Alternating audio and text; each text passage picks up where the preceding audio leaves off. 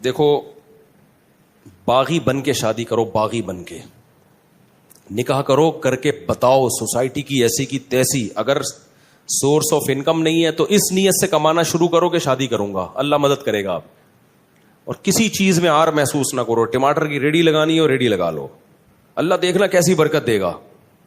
آپ کا ایک وقت پہ ٹماٹروں کا بزنس ہوگا, سمجھ رہے ہو.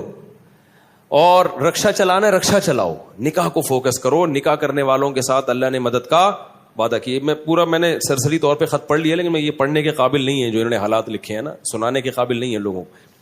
تو اس لیے آپ نکاح کو فوکس کرو, اللہ کی مدد انشاءاللہ آپ کے ساتھ ہوگی. ماں باپ سے پوچھ کے جو شادی کرتا ہے بہت بڑا بے وقوف ہے, اس کو بے وقوفی کا ایوارڈ ملنا چاہیے.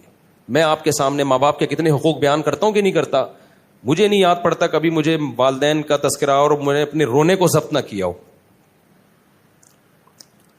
یہ رشتہ ایسا ہے نا ماں باپ کا, انسان نہیں آنکھوں پہ ضبط کر سکتا. شادی میں نے اپنے ابا اماں کو بھی لفٹ نہیں کرائی, سمجھ رہے ہو. جب ہم نے شادی کی ہماری اماں تھوڑی خوش تھی دوسری شادی پہ کہ بیٹا ماشاءاللہ ماشاءاللہ. کون خوش ہوتا ہے, رشتہ ہی نہیں مل رہا تھا. جہاں جاتے لڑکی والے کہتے اماں کو تو لے کر آؤ, ہم کہتے اماں ہی تو سب سے بڑی رکاوٹ ہے. تو ہم نے اپنی اماں کے ٹوٹی پھوٹی کوشش کی قدموں میں جنت تلاش کریں. ہم نے میں نہیں کہہ رہا ہم نے بہت کوئی خدمت کی ہے, تو ٹوٹی پھوٹی کوشش کی کہ ہم اماں ہم سے راضی ہی جائیں. الحمدللہ راضی ہی گئی ہیں دنیا سے, لیکن بھائی اللہ پہلے ہے. تو اللہ میاں نے کہا ہے کہ جو ہے نا یہ ماں باپ تمہیں آخرت میں عذاب سے نہیں بچا. نکاح ہم اللہ کا حکم سمجھ کے کرتے ہیں, امی کے کہنے پہ بولو نہیں کرتے, کلچر کے کہنے پہ تھوڑی کرتے ہیں. تو شادی ایسی کی تیسے میں نے کر لی. اماں بہت غصے ہوتی تھی, میں اماں کے پاؤں پکڑنے جاتا تھا, کیونکہ رشتہ ہی نہیں دے رہا تھا نا کوئی. مسئلہ یہ تھا کریں کیسے, خالی نظریے لے کے گھوم رہا تھا میں. ٹھیک ہے, لوگ سن کے کان پک گئے تھے, یار مفتی صاحب دوسری شادی ہر وقت تو کر لو نا. ابے میں نے کہا وہ رشتہ ہی نہیں دے رہا تو کہاں سے کریں, کیوں نہیں دے رہا بھائی. کہیں طلاق یافتہ بیوہ کہیں بات چلاؤ, بولتے اپنی اماں کو تو بھیجو. اماں جانے کے لیے ایگری نہیں ہے, اب بیوی کو تھوڑی لے کے جائیں گے دوسری شادی کے لیے, وہ تو ویسے ہی ایگری نہیں ہوتی. لے کے کس کو جائیں, کوئی جا ہی نہیں رہا.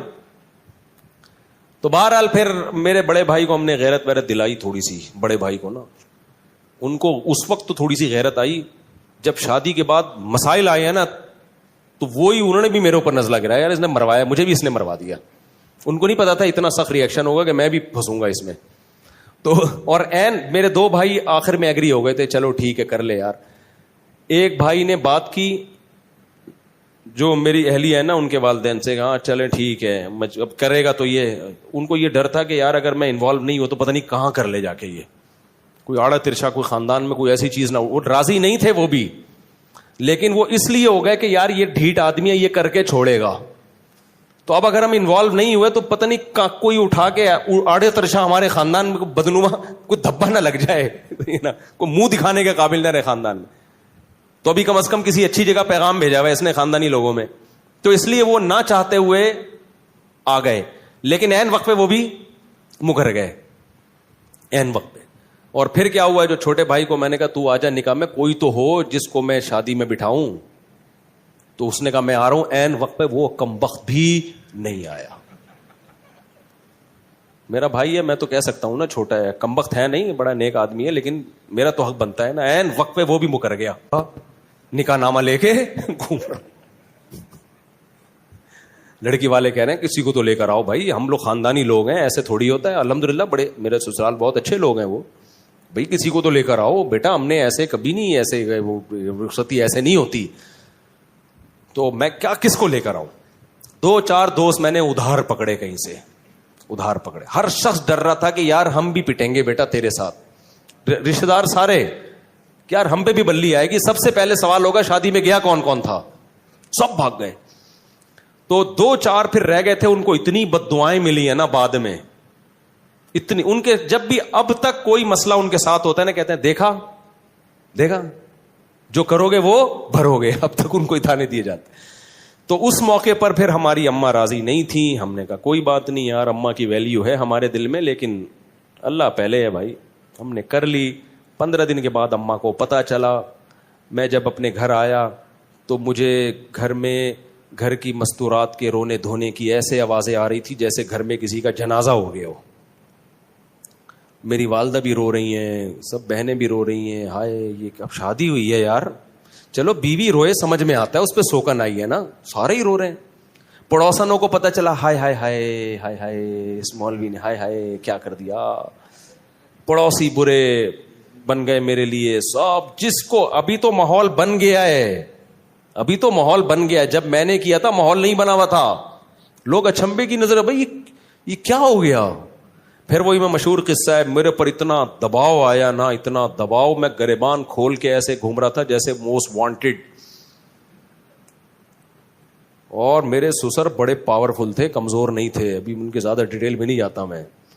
اور جو ہے بہت کچھ تھا, بھی کیا بتاؤں یار, اچھا نہیں ہے نا, پھر وہ لوگ بھی بولیں گے وہ تو کیا کر رہا ہے.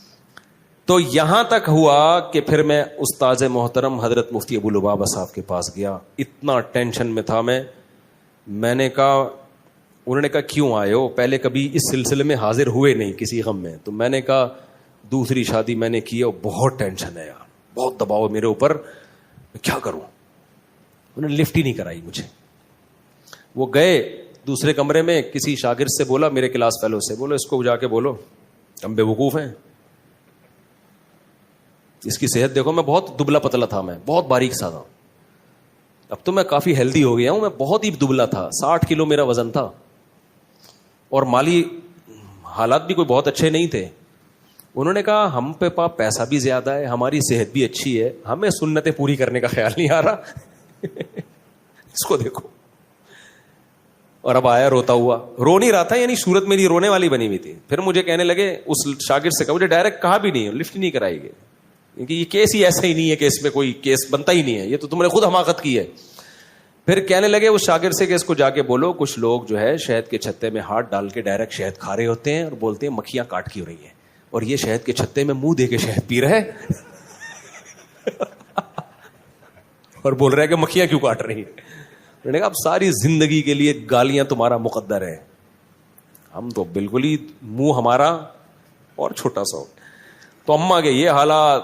پھر جب زیادہ غم آتے ہیں نا انسان پر, تو اس کو انجوائے کرنا شروع کر دیتا ہے. یا تو میں ڈپریشن میں چلا جاتا, سر جا کے پھوڑ دیتا اپنا, خودکشی کی طرف جاتا, یہی ہوتا نا, ہر طرف سے بے عزتی ہو رہی ہے. یا میرے پاس ایک راستہ یہ تھا, ایسی کی تیسی, بھاڑ میں جائے یار. پھر ہم نے یہ کیا, ہم نے کہا جاؤ. میں جب دلائل میں غور کرتا تو دلائل میں ہمارا پلڑا کیا تھا, بھاری تھا. پھر ہم نے گریبان جان کر کھولا, پہلے تو ٹینشن میں کھولا ہوا تھا نا. ہم نے کہا ہم شریف آدمی ہیں ہی نہیں. لوگ کہتے تھے نا تم مولوی ہو کے, شریف آدمی ہو کے, اللہ کا شکر ہے ہماری عزت تھی, عزت دار گھرانے سے ہو کے شریف آدمی ہو کے. میں نے کہا کس نے کہا میں شریف ہوں, میں تو بدماش آدمی ہوں. تو تم تو دھوکے باز ہو. ہم نے کہا ہم ہیں دھوکے باز. تو اتنے خطابات ملے نا, اس سے میرا حوصلہ ایسا بلند ہوا نا, میں نے کہا تیسری بھی کروں گا. کسی کے باپ میں روکنے کی طاقت ہے تو روک کے دکھائے, ایسی کی تیسی. پھر جو میں پھڈے باز بناؤں نا, میں نے کہا یار اب ہمارے بڑوں نے بتا دیا تھا بیٹا زندگی گئی ہے پھڈوں میں. میں نے کہا ابھی نہیں, پھڈوں کو انجوائے کرنا ہے, ٹھیک ہے نا. یہ ہوا. تبھی تو میں کہتا ہوں دوسری شادی انتہائی ڈھیٹ قسم کے لوگوں کا کام ہے. یہ بغیرتوں کا, یعنی بہت ڈھیٹ قسم کے لوگوں کا کام ہے, سمجھ رہے ہو. اس میں بہت کچھ سننا پڑتا ہے, پھر برداشت کرو. پھر میرے اوپر دباؤ آیا, طلاق دو, اس کو دو یا اس کو دو. بہت دباؤ آیا میرے اوپر, دوسری کو چھوڑ دو. میں نے کہا میرے نا قتل کر دو, قتلے بنا کے بوری میں بند کر کے گدوں کو کھلا دو, طلاق نہیں دوں گا میں. آج بڑے بے غیرت ہوتے ہیں, بے غیرت لوگ. دوسری شادی کی, عورت سے فائدہ اٹھایا, اور تھوڑے دنوں میں اس کو طلاق دے دی کہ جی میری پہلی بیوی کا دباؤ بہت تھا, میں مجبور تھا. ابے تو بے شرم آدمی, جب تیرے میں دم نہیں تھا تو نے کیا کیوں ہے؟ یہ بہت کیسز آ چکے ہیں. تبھی میں دوسری شادی والوں کو فوراً اپریشیٹ نہیں کرتا. جب کوئی آگے بتاتا ہے نا دوسری کی ہے میں نے, ابھی کی ہے, ابھی آگے پتہ چلے گا, فوراً چھوڑ دیتے ہیں. ذرا سا دباؤ آتا ہے, میں تعریفیں نہیں کرتا بھائی اپنی, لیکن موٹیویشن کے لیے بتانا پڑتا ہے. ہم نے جب کی ہے, ہم پر جو دباؤ آیا ہے نا آپ سوچ نہیں سکتے, بہت دباؤ آیا ہے. تو میں نے کہا کہ مجھے یہ میرے الفاظ ہیں, آپ بھی سیکھ لو. میں نے کہا مجھے قتل کرو, چاپڑ لے کے بوٹیاں بنا کے کوؤں کو کھلا دو, یہ ہو سکتا ہے, طلاق نہیں ہوگی. اب غلط کیا, صحیح کیا, کر لیا, بس. سب کہہ رہے تھے غلط کیا, میں کہہ رہا تو چلو اس پہ مشورہ کریں گے, غلط کیا کہ صحیح کیا ہے, کر لیا. اب یہ ریورس نہیں ہوگا, یہ عمل, سمجھ رہے ہو, اب یہ عمل ریورس نہیں ہوگا. تو ایسے دھماکے کرنے ہیں تو کرو بھائی, ورنہ جیسے تمیز سے بیٹھے ہوئے ہو نا ایسے زندگی گزارو. لیکن خدا کی قسم اس ٹینشن کا اپنا مزہ ہے یار. اتنا مزہ آ رہا تھا نا, گریبان کھول کے ادھر جا رہا ہوں, آپ بہت گالیاں سننے کو ملی, پھر ادھر آ رہا ہوں. تو اس سے اتنے فائدے مجھے زندگی میں حاصل ہوئے, اتنا کانفیڈنس میں, پھر میں نے کہا اب تیسری کروں گا. پھر پھڈے. ابھی میرا بیٹا مجھے کہہ رہا ہے ابا میری شادی کر دو, زبان سے نہیں کہہ رہا, ادھر ادھر سے اشارے کروا رہا ہے. تو میں نے پتا ہے کیا کہا ہے, میں کر دوں شادی, مجھے کوئی وہ نہیں ہے, میں بچوں کی شادی بر وقت کرنے کا قائل ہوں. ہاں میں لوگوں سے یہ کہتا ہوں کہ بچے میں اگر ذرا سا بھی خطرہ ہے نا کہ باپ پہ بوجھ بنے گا, پھر اپنے خرچے پہ نہیں کرو, کیونکہ بعض بچے ابا کے خرچے پہ کر کے پروڈکٹ ہر سال آتی رہے گی ان کی, وہ سارے خرچہ کون اٹھائے گا, وہ اپنی ذمہ داری نہیں اٹھاتے. تو پھر ایسے میں ماں باپ کو کبھی ترغیب نہیں دیتا کہ اپنے خرچے پہ بیٹوں کی شادی کرو. ہاں بیٹا سمجھدار ہے, آپ کو پتا ہے کہ یہ اپنی ذمہ داریاں پوری کرے گا, ابھی بے روزگار ہے, کل روزگار لگ جائے گا, تو پھر باپ کو چاہیے کر دے. لیکن مسئلہ میرے ساتھ ایک یہ آ رہا ہے کہ یار اگر میں اپنی بہو ابھی اسی گھر میں لے آؤں اور ساس بہو کے جھگڑے ہو گئے شروع, تو اپنے جھگڑے تو انسان نمٹا سکتا ہے, دوسروں کے نہیں نمٹا سکتا. تو پھر میں اپنے بارے میں بولتا ہوں تیرا کیا ہوگا کالیا, یعنی میرا کیا ہوگا کالیا, کیونکہ میں نے پہلے دوسری کی, پھر پھٹے ہوئے, پھر تیسری کی, پھر دوبارہ سے دونوں کے الگ سے پھٹے شروع ہو گئے, پھر چوتھی کی, پھر تینوں کے پھٹے. اب میں جا کے میری زندگی تھوڑا سکون میں آئی ہے, پھٹے مڈے ختم ہوئے, اب میں بہوؤں کے پھٹے شروع کر دوں. نہیں سمجھ میں آ رہی میرا خیال ہے, کیونکہ اب میں لے کر آیا تو میری بیگم کا پھٹا ہوا میری بہو کے ساتھ. مرد نہیں جھگڑے میں کرتا یار, مرد کا سسر کہے گا بہو سے کی خدمت کرنی ہے بیٹا کر لو, اللہ تمہیں جنت دے گا, نہیں کرنی تو بھاڑ میں جاؤ یار, ایسی کی تیسی. مرد اس چیزوں میں اگنور کر لیتا ہے. خواتین کے بڑے مسائل ہوتے ہیں, خواتین کے مسئلے ہوتے ہیں کہ جب آپ گھر پہ آؤ گے, آپ کی بیگم آپ سے بولو گی بہو نے آج مجھے یہ ٹکا سا جواب دیا ہے, کیا یہی تعلیم ہے شریعت میں؟ تو میں بہو سے پوچھوں گا کیوں بھائی ٹکا سا جواب دیا ہے, جھوٹ بول رہی ہیں یہ جھوٹ بول رہی ہیں, آپ جھوٹ بول رہی ہیں, میں کہ جھوٹی ہوں؟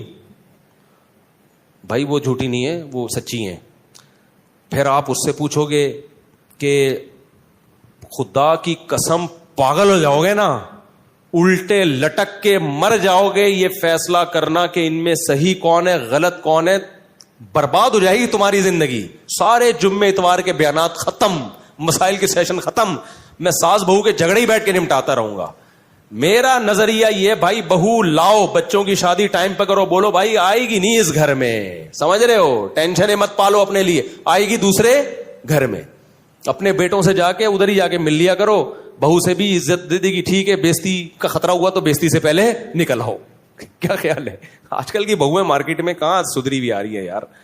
میں جانتا ہوں جوائنٹ فیملیوں میں عزت دار لوگ بڑے تمیز سے رہ رہے ہیں, ہمارے اپنے ریلیٹیو ہیں, ساری بہویں اکٹھی بڑی لائف کو انجوائے کر رہے ہیں وہ لوگ, لیکن ہر جگہ ایسے نہیں ہوتا. اب ہم جب لائیں گے ہمیں کیا پتا ہے اگلا نکلے گا کیا, اچھے نکل آئے تو بہت اچھی بات ہے, نہیں تو بھائی ہماری تو زندگی برباد ہو جائے گی یار. تو میں جوائنٹ فیملی کا اس زمانے میں قائل نہیں ہوں. الگ الگ صاحب بچوں سے بھی میں نے بولا, ابھی ایک بچہ نے زیادہ اشارے بھیجے نا, میں نے کہا بیٹا گھر ارینج کر لے, شادی میرے خرچے پہ ہوگی تیری, یہاں نہیں آئے گی.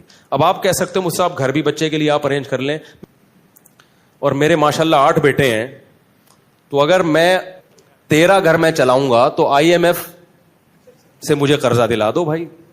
اور بیٹے میں ایک بھی نالائق نکل آیا نا جس کو عادت ہو گئی ابا کا مال کھانے کی, وہ تو میرے بچے پیدا کرنے والے بیانات روزانہ سنے گا بیٹھ کے, خوب اسپیڈ سے بچے نکالے گا اور میری گودوں میں لا کے ڈالتا رہے گا.